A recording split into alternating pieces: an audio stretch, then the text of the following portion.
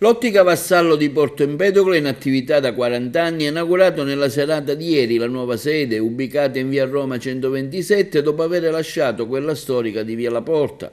Ciò permetterà all'azienda empedoclina di rinnovare la propria offerta in locali più ampi, dando un maggiore comfort ai servizi. Il titolare Totò Vassallo, insieme alla moglie Fiorella e i figli, continueranno nel solco della tradizione di famiglia l'attività che per Porto Empedocle ha rappresentato un pezzo di storia, mantenendo sempre un alto standard e professionalità al servizio della clientela.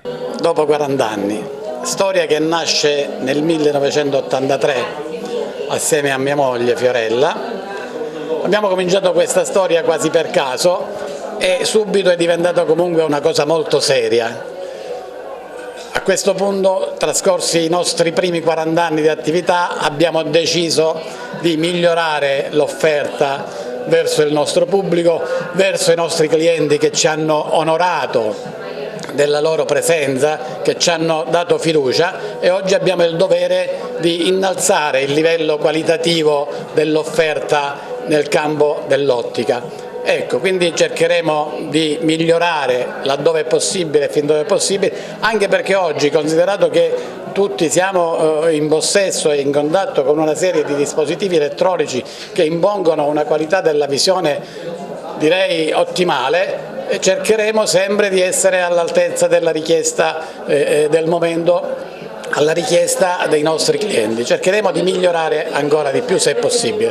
Giusto, come dicevo poc'anzi, per adeguare la nostra offerta alle richieste del mercato, alle richieste dei nostri clienti.